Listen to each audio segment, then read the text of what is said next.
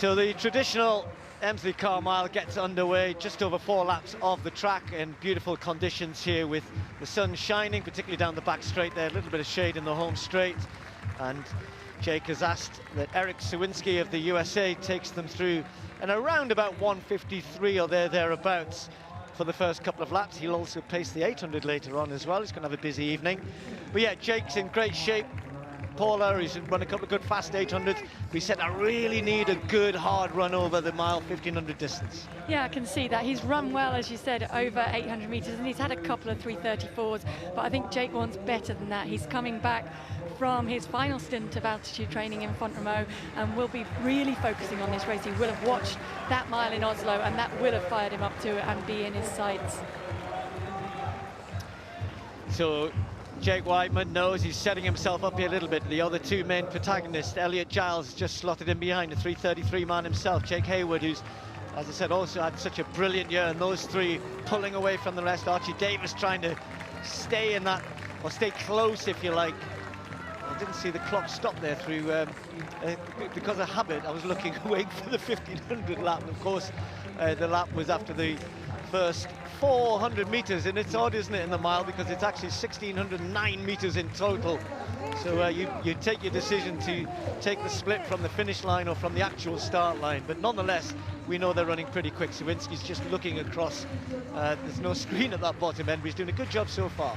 He is doing a good job, but I think he was trying to look for a clock, for a guide. He can feel that Jake Whiteman is right slotted in behind him on his heels, and look at the focus. And Elliot Giles just at the back of Jake Whiteman's head, and that's all he's focusing on there. I think he's still mentally maybe transitioning to the 1500 meter mile distance, and certainly feels more comfortable at the 800 meters, but did finish ahead of Jake Hayward in Marseille when they both ran personal bests. Just slowed a little bit, and Sawinski sensed that, just picked it up slightly. But look at Archie Davis is now just moving up onto the back of Jake Hayward. And these 5 men now, all of them running so well this year, but it's Whiteman who set himself up here, because I'm pretty sure Sawinski will step off pretty soon as he goes through 1,000 meters, and indeed he goes off to the inside. So it's Jake Whiteman out in front. He's not often in this position though, Paula, with Giles, Hayward and Davis right there.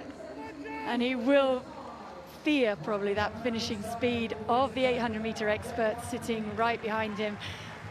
Nothing he can do now. They are there. Maybe somebody else will come and take a share of it, but now it becomes a tactical race, and I think any of Jake's focus before on a fast time now transfers to just concentrating on trying to win the race. Well, he's going to have to find something here. 2:54 at the bell. They can still produce a sub 3:50 clocking with the pedigree of the 4 men there, and how quickly they can all finish. Giles has never been more than half a step behind Jake Whiteman, who's just gradually winding it up down the back straight though. This isn't the big kick for home yet. Davis looks comfortable. Jake Hayward looks good, but chooses the inside slot there, sees a bit of a gap, but he might find it difficult to push through from that point. Jake Whiteman's running wide in his lane, but he won't want to let anyone through on the inside. He shuts that door. Whiteman leads. Giles in second, Hayward in third now. Elliot Giles kicks hard, and Jake Whiteman's got no response. He's been left out in front, and it's Elliot Giles who starts to come away.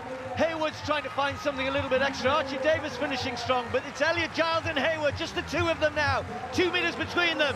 Giles looks strong, he looks good enough to hang on. Hayward tries to get there, but Giles might just make it. No, Hayward throws his arm out. Well, we've seen a few people finish like that. Kyle Langford-esque, wasn't it? I think he might have just done enough there. It's a photo finish between Giles and Hayward. We're going to favour the near side, and he threw his arm out. It isn't always the best thing to do. It is your torso that counts, Paula. But a little bit of a strange race for me. I think Jake will be the one who'll look at that and go, I'm not quite sure what happened there. He was backing himself to run fast off a steady pace. It wasn't that fast, it was good. All the others were there, and at the bell, you expected him to move on, but it was Elliot who had, well, the 2 of them who had enough to finish strongly. Yeah, still waiting for it. I think it has been given to Elliot, has it?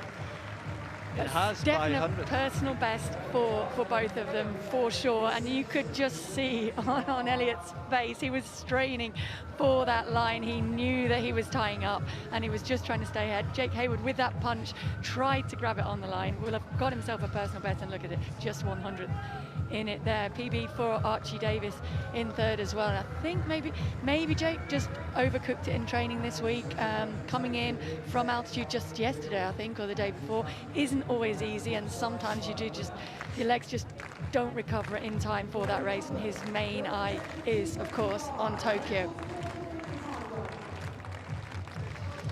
Yeah, he'll go away and he'll have a think about, what happened there. Hopefully it won't affect his confidence going into Tokyo. Elliot Giles gets to sign the famous book. Brendan Foster looking on. And he joins a long list of famous names who've won this great race, including Jake.